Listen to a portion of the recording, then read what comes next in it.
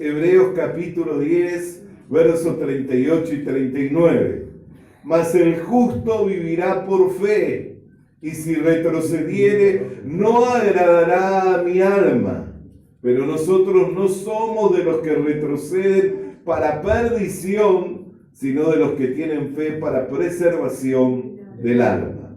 Oramos al Señor. Querido Dios y Padre Celestial, en el nombre del Señor Jesucristo queremos darte gracias por el privilegio que nos es dado de traer la lectura de las Sagradas Escrituras.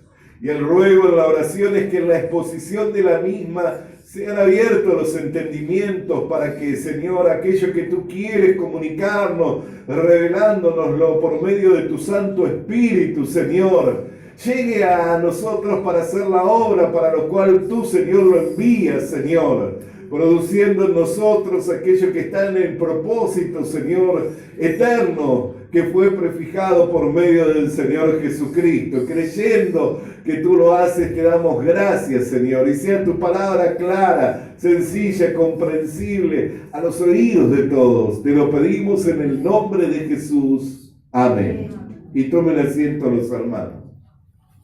Hermanos amados, he titulado el título de este mensaje es Hijos de Dios y no de perdición. No siempre los hijos de perdición son aquellos que se encuentran apartados del Señor. La Biblia nos habla acerca de un hijo de perdición que fue elegido por el Señor. Si usted abre su Biblia en el Evangelio de Juan, en el capítulo 17, en el verso 12 del Evangelio de Juan, podrá leer que cuando el Señor Jesucristo se encontraba hablando con el Padre acerca de lo que Él le había dado, dice, cuando estaba con ellos en el mundo, yo los guardaba en tu nombre a los que me diste, yo los guardé y ninguno de ellos se perdió, sino el hijo de perdición, para que se cumpliese la Escritura. Amén. No siempre, hermanos amados, los que se pierden son los que están afuera, los que desconocen las cosas del Señor. Y no estoy hablando de que se pierda la salvación, porque la salvación no es por mérito de hombre, no es por obras de justicia que nosotros hubiéramos hecho. Pero sí estoy hablando de no entrar en los planes y en los propósitos del Señor, de que se vea truncado nuestro crecimiento espiritual y los planes que Dios trazó para con nosotros. De eso es de lo que hoy quiero referirme. Por eso dice que nosotros no somos de los que retrocedemos, sino de los que tenemos fe para preservación del alma. Mas el justo, como está escrito, por la fe vivirá. Y si retrocediere, no agradará a mi alma. Y eso no significa, hermano amado, y esto cuando lo estudié en el libro de usos y costumbres del pueblo de Israel, detonó mi mente, me maravilló, me impactó. Amén. Esto no significa, hermano amado, de que uno no reciba no tengamos, o aquellos que están retrocediendo tengan un trato distinto del Señor. Por más que no agradaren al alma del Señor, no significa que el Señor vaya a tener un trato distinto para con ellos. Cuando leí en el libro de usos y costumbres lo que significaba que te dieran un bocado del pan mojado en tu plato, me maravilló. Y entendí el por qué nadie comprendió que era Judas quien le iba a entregar. En el Evangelio de Juan, cuando estaban sentados a la mesa celebrando la última Pascua, amén, que el Señor celebraría con sus discípulos, dice en el verso 26 del Evangelio de Juan, respondió Jesús, a quien yo diera el pan mojado, aquel es. Y mojando el pan lo dio a Judas Iscariote, hijo de Simón. Y el libro dice que todo anfitrión, todo buen anfitrión, cuando quiere honrar a alguien, mojaba un bocado de su pan en su plato y lo ponía en la boca literalmente de aquel que quería honrar. Así que si nosotros vemos que Judas fue uno de los que retrocedió, que había comenzado bien, pero que luego a causa de que Satanás entró en su corazón y como fuimos enseñados, de acuerdo a lo que entra en nosotros, es como vamos a mirar después al que está delante de nosotros. Amén.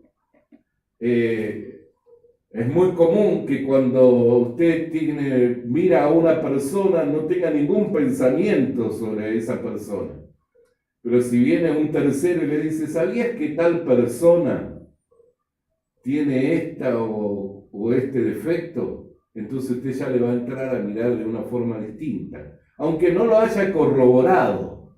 Amén. Aunque usted no se haya cerciorado de que tiene esa mala actitud, o que tiene esa maña, o que tiene esa mala costumbre, ya usted lo va a mirar distinto. ¿Por qué? Porque eso entró a su corazón. Por eso dice que cuando Satanás entró en el corazón de Judas, ya Judas dejó de mirarlo al Señor como su Señor, y lo vio como alguien que era merecedor de ser traicionado. Lo vio como alguien de que era merecedor de ser entregado bajo traición. Amén. Sin embargo, el trato del Señor no fue distinto porque él hubiera retrocedido o porque Satanás hubiera llenado su corazón, sino por el contrario, le honró.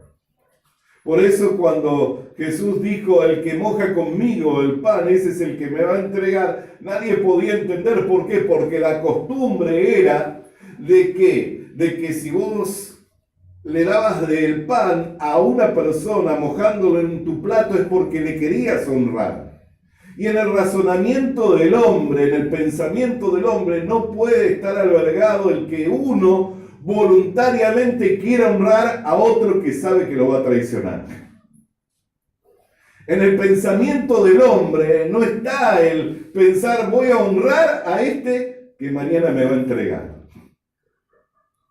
Por eso es que los discípulos no pudieron albergar el pensamiento de que Judas, más allá que les era velado, o todo lo que nosotros podamos añadirle, pero en realidad no es que el Señor lo estaba señalando y lo estaba enjuiciando, al contrario, lo estaba honrando. Él era el anfitrión en la última cena. Él era el anfitrión en la última cena. Él es el que preparó la cena para estar con sus discípulos. Al mojar el pan en su plato y ponerlo en la boca de Judas, estaba honrando a uno de sus convidados. Y estaba honrando a aquel que lo había entregado. Y cuando nosotros leímos, dice que esto aconteció para que se cumpliera la escritura. Y esa escritura es la que está en el Salmo 41, verso 9. Que usted, si lo lee de su Biblia, lo va a poder leer de alguna manera, pero permítame que yo se lo lea de un lenguaje sencillo o más actual. De la Biblia Dios habla hoy. Pues la Biblia Dios habla hoy dice, aún mi mejor amigo en quien yo confiaba, el que comía conmigo, se ha vuelto contra mí. En la Biblia suya dice el hombre de mi paz. Y el hombre de la paz significa el mejor amigo. Quiere decir que Judas no tenía enemistades con el Señor. Era el hombre quien confiaba. Y no es de extrañarnos que sea el hombre de su confianza. Si yo le pregunto, si usted tiene una bolsa de dinero y se la tiene que confiar a alguien, ¿se la confía al que lo va a traicionar o al hombre de su confianza? Y usted recuerda que Judas manejaba el dinero, ¿no es cierto? Así que hasta ese momento, Judas era el mejor amigo y no tuvo un trato diferente, aunque el Señor sabía que él era el que le iba a entregar, no tuvo un trato diferente. No lo enjuició, no lo condenó, sino por el contrario. Le honró siendo el anfitrión.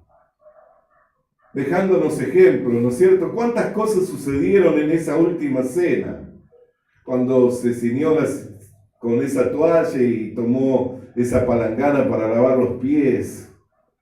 Cuando dijo, ya no beberé más de este vino hasta que lo vuelva a beber en el reino de Dios.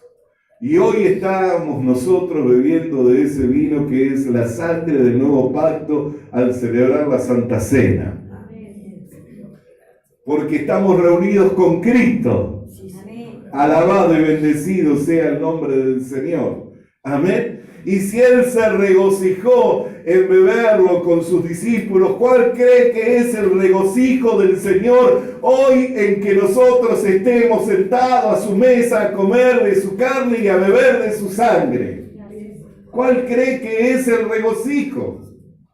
Dice que se regocijó en gran manera y dijo: cuánto he deseado beber con ustedes, comer con ustedes esta Santa Cena. Cuando levantó la copa y la dio a beber a sus discípulos, dijo: no volveré a beber de esta copa hasta que lo vuelva a beber nuevamente en el reino de Dios.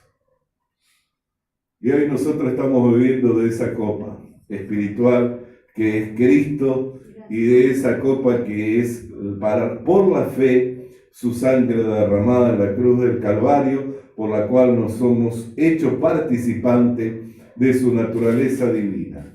Pero va viendo, porque hoy nosotros cuando decimos Judas, nos viene inmediatamente la imagen del traidor. Sin embargo, cuando lo miramos en el contexto de los acontecimientos y de lo que la Biblia habla de él, dice que era el hombre de su paz, era su mejor amigo, el hombre de la confianza. Si lo miramos dentro del contexto de lo usual en una cena en donde el anfitrión que mojaba su pan en su plato y lo daba a uno en particular era el que quería honrar, decimos: ¿cuál fue la honra que recibió Judas? Amén. Sin embargo, se convirtió en el hijo de perdición. Se convirtió en el hijo de perdición. Como dijo el Señor: de los que tú me has dado, ninguno se perdió, sino solo el hijo de perdición, para que se cumpliera la Escritura. Amén.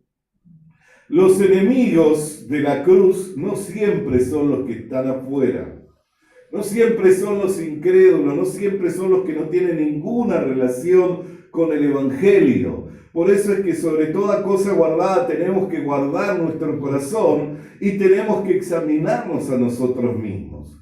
El apóstol Pablo, escribiéndole a los filipenses, dice que con lloro, con lágrimas, les escribía diciendo: porque por ahí, en el capítulo 3, verso 18, de la carta a los filipenses, porque por ahí andan muchos de los cuales os dije muchas veces, y aún llorando lo digo llorando, que son enemigos de la cruz, el fin de los cuales será perdición, cuyo Dios es el vientre y cuya gloria es su vergüenza, que solo piensan en lo terrenal. Los enemigos de la cruz no siempre son los que están afuera. A veces son los que están adentro.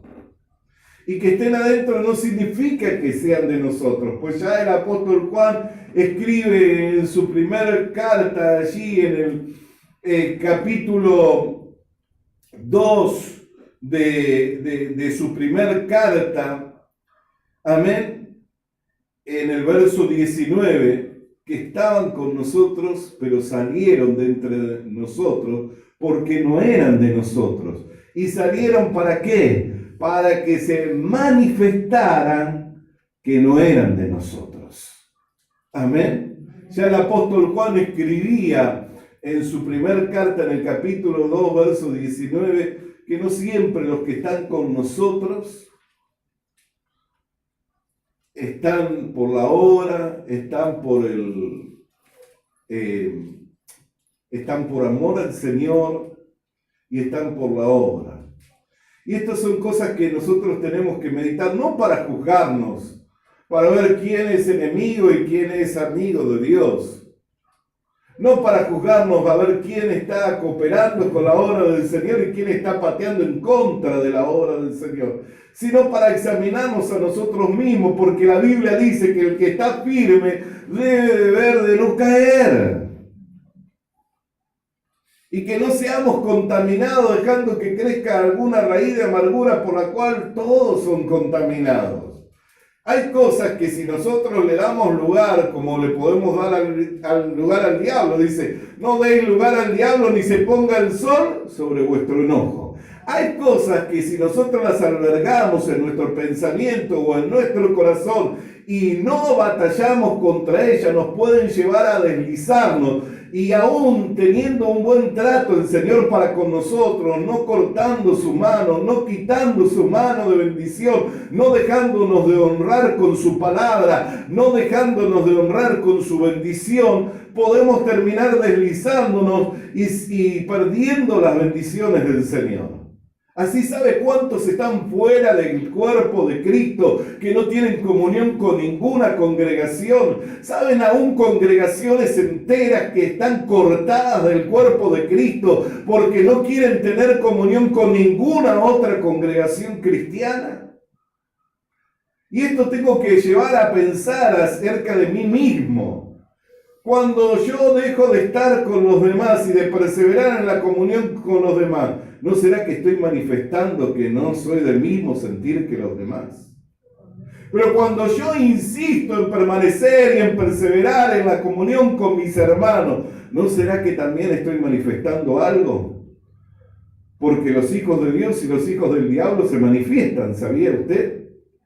La Biblia dice que los hijos de Dios se manifiestan en esto. Primera de Juan, capítulo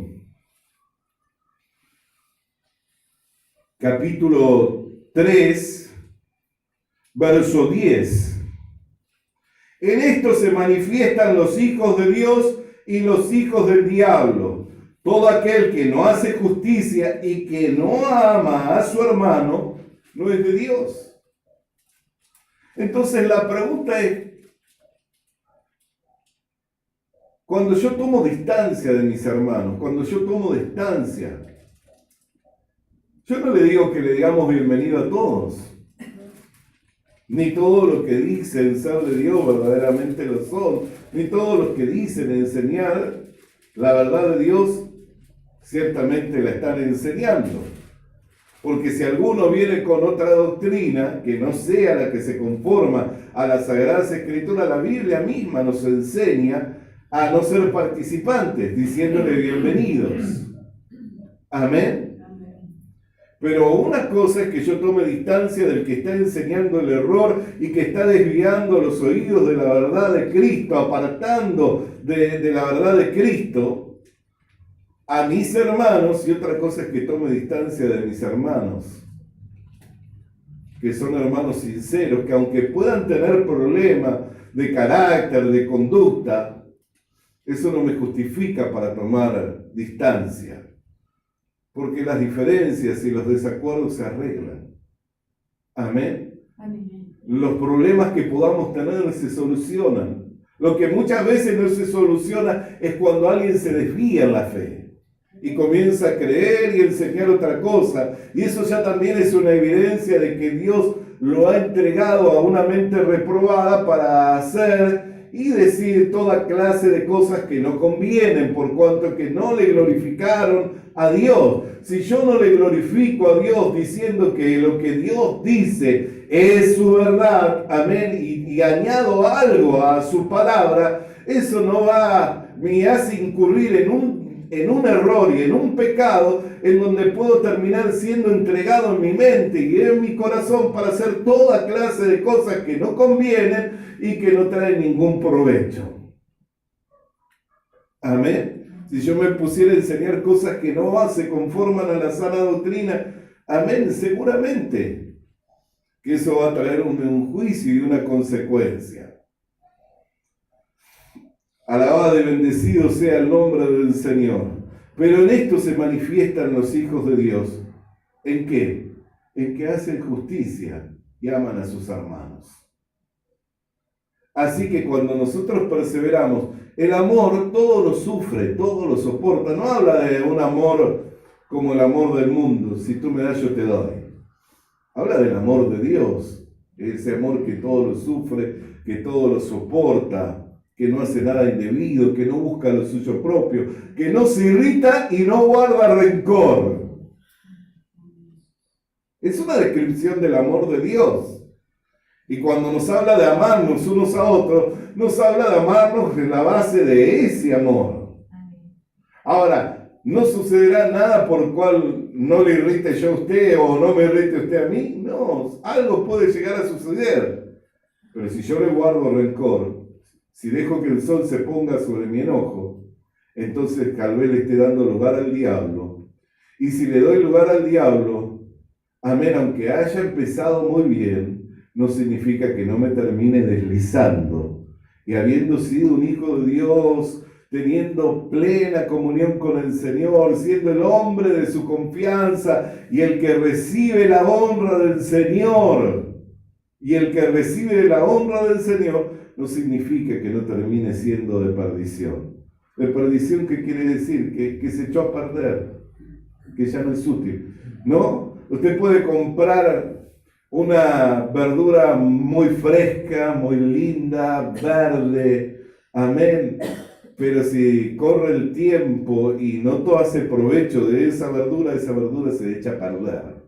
Y llega un momento que usted se acuerda de cuando la compró como era, pero ya no la va a consumir. ¿Por qué? Porque se echó a perder, entonces la desecha. Y así sucede muchas veces con los hermanos, que dejan de ser de provecho, ponen por Dios su vientre. ¿Sabe lo que significa poner por Dios su vientre? En algunas versiones dice que siempre están pensando en comer. Sin embargo, la Biblia habla de los deseos de la carne, ¿no es cierto? O sea que siempre están queriendo satisfacer su propio deseo. Cuando yo quiero satisfacer mi propio deseo, difícilmente sea provechoso para otro. Siempre voy a estar buscando sacar ventaja y ver qué puedo obtener de otros. Porque estoy queriendo satisfacerme a mí mismo. Mi vientre es mi Dios, mis deseos son mi Dios. Y no el Dios bíblico, el cual se dio y se entregó por nosotros. Y no estimó ser semejante a Dios, y no se aferró a su deidad como algo a lo cual aferrarse, sino que se despojó de esa deidad y tomó la forma de un hombre, y en la condición de un hombre se hizo servidor de los hombres y obediente a Dios, y hasta muerte y muerte de cruz, porque esa es la imagen de nuestro Dios vivo. La imagen que yo tengo de mi Dios es de uno que no estimó su deidad como algo a lo cual aferrarse, sino que se despojó y tomó la forma de un hombre, y en la condición del hombre se hizo servidor mío, dando su vida y derramando su sangre en la cruz del Calvario para dejar clavada en esa cruz el acta de los decretos que me eran contrarios, y para poder permitirme por la fe en su sacrificio ser reconciliado con el Padre. Esa es la imagen que yo tengo de Dios, de un Dios que se entregó. Así que si yo quiero ser imitador de Dios como hijo amado, ¿cuál debe ser mi actitud? No la de buscar saciarme y que me sea cumplido siempre mis caprichos y que siempre obtenga lo que desea mi corazón, porque entonces mi Dios es mi vientre y no el Dios de la Biblia, y cuya gloria es una vergüenza. Porque a veces hay quienes se jactan de lo que obtienen y de lo que alcanzan, y hasta lo ponen a Dios por delante, y termina manifestando Dios que Él nada tiene que ver con ello. Y si no lo manifiesta hoy, no se preocupe, que habrá un día en que todos compareceremos ante el tribunal de Cristo, y así todas las cosas serán claras. Amén. Así que tampoco espero que el Señor manifieste todas las cosas hoy, porque hay cosas que Él se reserva para el tribunal. Pero esta palabra yo la tomo para mí, no para juzgarle a usted. Y ruego a Dios que usted la tome para usted, para examinarse a sí mismo, y no para juzgar a otros si es enemigo, si está dando patadas contra el aguijón, como lo era Saulo de Tarso, cuando el Señor le dijo: dura cosa te dar cosas contra el aguijón, ¿por qué me persigue? Y le dijo: ¿quién eres? Yo soy Jesús a quien tú persigues. Y Jesús ya estaba sentado en la gloria. Así que cuando estaba persiguiendo, no estaba persiguiendo a Jesús, sino a la iglesia. y creyendo que estaba haciendo lo que era correcto y que presentaban un servicio a Dios. Así hay muchos que se convirtieron en perseguidores de los mismos hermanos y creen que lo están sirviendo a Dios descubriendo el pecado. Y hasta usan los medios, y en vez de usarlos para edificar y traer una palabra de consuelo, una palabra de sabiduría, una palabra que abra los entendimientos y que nos lleve a alcanzar la imagen y la misma estatura de Jesucristo, usan los medios para descubrir el pecado y los errores de otros. ¿Qué necesidad tenemos de andar acusándonos, juzgándonos? Tenemos una necesidad de alcanzar la imagen de Cristo. Y yo me maravillo, por eso le vuelvo a decir, me detonó cuando yo miré eso y digo, pero Señor, solo tú eres el que hace estas cosas. Sabías quién era el que te entregaba, eras el anfitrión en esa santa cena y le diste la honra al que te iba a entregar. ¿Por qué no lo honraste a Juan, que recostaba su cabeza y que era tu discípulo amado? ¿Por qué no lo honraste a Pedro? ¿Por qué quien te dijo tú eres el Cristo, que tuvo la revelación del Padre? Le honraste a este. ¿Sabe por qué? Porque el Señor no hace diferencias en cuanto a su trato. Él no vino para condenar, sino vino para salvar. Y esta palabra nos viene a nosotros para que meditemos. ¿Qué entró en el corazón de Judas que le hizo llevar a perder ese lugar de privilegio? Siendo el hombre de su paz, el hombre de su confianza, como dice el Salmo 41:9, que habiendo recibido esa honra en esa Santa Cena, se deslizara al punto de convertirse en el hijo de perdición para que se cumpliera la Escritura. ¿Qué entró? Por eso le digo, no siempre los enemigos de la cruz son los de afuera, a veces en los mismos de adentro.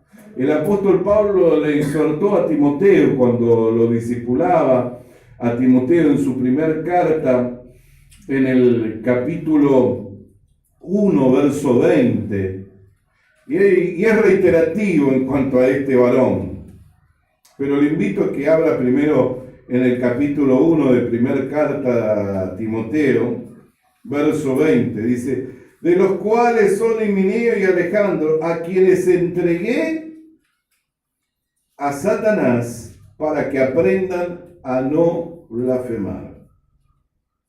Dice, de los cuales son Himeneo y Alejandro, a quienes entregué a Satanás para que aprendan a no blasfemar. Eran personas conocidas. Eran personas conocidas. En su segunda carta le vuelve a escribir el apóstol Pablo a Timoteo, refiriéndose de vuelta a Alejandro. Segunda de Timoteo, capítulo 4, verso 14, dice: Alejandro el candelero me ha causado muchos males. El Señor les pague conforme a sus hechos. Había pasado tiempo entre una carta y otra. No es como hoy que el mensaje llegaba automáticamente. Las cartas tenían su tiempo para llegar. Había pasado tiempo entre una carta y otra, y Alejandro no había cambiado de actitud. Seguía causando males. Por eso le dijo que se cuidara de él. Le estaba dando instrucciones acerca de él. Y él venía meditando, ¿no? Porque muchas veces nosotros cuando hablamos así de otra persona, se malinterpreta y se está murmurando de esa persona. Y a veces no se trata de murmuración, sino se trata de preservar al pueblo de Dios. Hay cosas que deben ser tratadas de uno a uno. Hay cosas que deben ser tratadas de 1 con 3. Dice, si hallares a tu hermano en falta, ve y tú que eres espiritual, con espíritu de mansedumbre, y trata de persuadirlo que cambie de actitud. Si no te oyere, pues busca testigos. Si no oyere a los testigos, manifiéstalo a la iglesia. Y deja de ser una murmuración. No es que estamos hablando mal. A veces decimos, alguien comenta algo y dice, no, pero yo no voy a murmurar.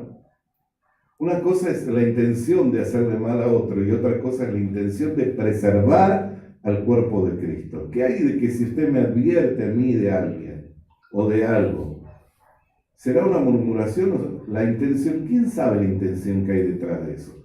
Cada uno de nosotros. ¿Y por qué Pablo tenía tal libertad para hablar? Y no era el único que tenía la libertad. Cuando el apóstol Juan le escribe a Gallo, en su tercera carta, la tercera carta del apóstol Juan, escribe una carta personal. La carta era a Gallo, no era a la iglesia, era una carta personal, la tercera carta del apóstol Juan. Y le elogia por su buena actitud y le dice: fielmente te comportas cuando prestas un servicio a los demás. Tercera de Juan, capítulo 3. Tercera de Juan no tiene capítulos, disculpen, solo el verso 5. Dice: amado, fielmente te conduces cuando prestas algún servicio a los hermanos, especialmente a los desconocidos. Le estaba dando instrucciones y le estaba también alabando, pero fíjese que luego introduce a un personaje que es Diótrefes. Y este personaje era un hombre que no era de afuera, era un hombre de adentro, que tenía comunión con la iglesia. Y en el verso 9 le dice: yo he escrito a la iglesia, pero Diótrefes, al cual le gusta tener el primer lugar entre ellos, no nos recibe. Por esta causa, si yo fuere, recordaré las obras que hace, parloteando con palabras malignas contra nosotros. Y no contento con estas cosas, no recibe a los hermanos, y a los que quieren recibirlo se lo prohíbe y los expulsa de la iglesia. Por eso le digo, no siempre los enemigos de la cruz son los de afuera. No siempre son los de afuera. Y esto no lo estoy compartiendo para que nos convirtamos en jueces de los hermanos. Si usted puede cambiar algo, ¿sabe qué? Lo único que usted puede cambiar es a usted mismo. Le voy a decir algo. Usted a mí no me puede cambiar, ni yo tengo la intención de cambiarlo a usted. Amén. Pero sí usted puede cambiar a sí mismo. Puede proponerse ser mejor, puede proponerse vivir la vida que agrada a Dios. Puede llegar a ese estado en donde su corazón no le reprenda y tenga confianza en Dios. ¿No es algo glorioso tener esa libertad? De no sentirse reprendido por el corazón y tener seguridad en Dios y sabiendo que hacemos lo que agrada al Señor porque guardamos sus mandamientos y hacemos lo que es agradable, tenemos la petición de todo lo que le hagamos. Bendito sea el nombre del Señor. Pero luego le escribe acerca de otro hombre, Demetrio, y le dice: amado, no imites lo malo, sino lo bueno. El que hace lo bueno es de Dios, pero el que hace lo malo no ha visto a Dios. Todos dan testimonio de Demetrio, y aún la verdad misma, y también nosotros damos testimonio, y vosotros sabéis que nuestro testimonio es verdadero. Entonces a veces no se trata de que estamos murmurando o que queremos no murmurar, sino se trata de preservar al pueblo del Señor, de guardarnos, de respetarnos y respaldarnos unos a otros. Amén. Y yo no digo divulgarlo al punto tal en donde ofendamos a la persona, porque si el Señor Jesús no ofendió a Judas, no debemos ofender a nadie nosotros.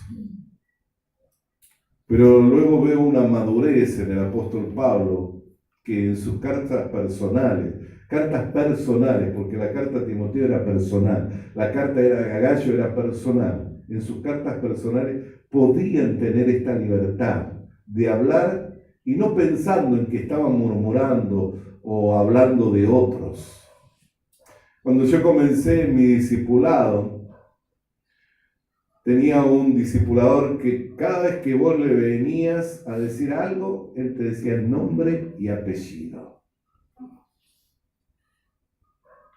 Él estaba a cargo de un número grande de obreros, delegado por el pastor. Si vos le venías a hablar de alguien, lo primero que te decía, nombre y apellido. Si vos no le dabas nombre y apellido, no comenzarás a hablar. No te iba a escuchar no tenía ningún interés. ¿Por qué? Porque él consideraba que tenía la madurez para hablar en una conversación seria con alguien que creía que había un tema que era serio y que no había ningún problema en poner el nombre y el apellido. No era para salir y divulgarlo, ni comprometerlo, sino era para tratar los asuntos y estados de la iglesia. ¿Para qué? Para preservarla la iglesia. Por eso digo, qué madurez que manifestaba. Entonces, hermano, no es para que nos juzguemos, tampoco es para que digamos, no, yo no me voy a meter, no es conmigo, no es el asunto conmigo. Si Dios le permitió verlo, el asunto también es con usted. Si Dios le permitió oír, también es con usted. Si se enteró, también es con usted. Si no, el Señor no le hubiera permitido. ¿Sabe las veces que yo he estado al lado de personas y pasaron no días ni meses, años, y hubo cosas que no me enteré, sino hasta que después de años me enteré? Y digo, ¿cómo pude ser que estuve tanto tiempo al lado de tal o cual persona y no me enteraba o no lo veía? Y después de un tiempo el Señor permitió que me enterara. ¿Por qué? Porque si tal vez me hubiera enterado en ese momento, mi visión hubiera cambiado. Amén. Y tal vez no hubiera soportado lo que tenía que soportar. Y vaya a saber por qué el Señor tiene esa forma en que nos cuida, ¿no es cierto? Pero sí sé algo, que cuando el Señor quiere que nos enteremos, nos enteramos. Que sepamos de algo, nos quiere que lo sepamos. Pero tenemos que tener la madurez para entender el valor que tiene de preservarnos, de guardarnos, de respaldarnos. No de murmurar ni de criticar. ¿Por qué? Porque no siempre los enemigos de la cruz son los que están afuera, sino muchas veces son los que están adentro. Y a veces los que están adentro comienzan a deslizarse por pequeñas cosas. Y tal vez, si le hiciéramos volver también de ese error, cubriríamos multitud de pecados. Amén. Porque cuando uno hace volver del error a un hermano, cubre multitud de pecados. Porque cuando uno se desliza es un camino que le lleva a agarrar en una cosa y luego en otra, y luego en otra, y luego en otra, y después hasta termina siendo que no se resuelve. Ya no se resuelve. Ya se echó a perder. Y ya no es útil ni provechoso para nadie. Por eso es que tenemos que, por sobre toda cosa, guardarnos. Amén. Hermanos amados, que esta palabra que en esta mañana el Señor nos ha dado a compartir, la podamos tomar con la madurez con la cual debemos de recibirla, para poder usar de este conocimiento, primeramente, en beneficio nuestro. ¿De qué forma? Examinándonos a nosotros. Amén. No permitiendo que crezca nada en nosotros, que nos contamine y que por medio de eso podamos llegar a contaminar a otros, a ocasionar un perjuicio a otros. Amén. Y segundo, para que cuando estas situaciones se dan, que muchas veces se dan, no pensemos que no voy a decir porque no tiene que ver conmigo. O no quiero que se interprete como que vine a murmurar. No. Si hay madurez, todo problema se resuelve. Toda situación. Si hay algo que he aprendido, es que con el Evangelio se resuelven todos los problemas del hombre. Amén. Si se resolvió el problema de la muerte, no hay nada que por medio del Evangelio no se vaya a poder resolver. Amén.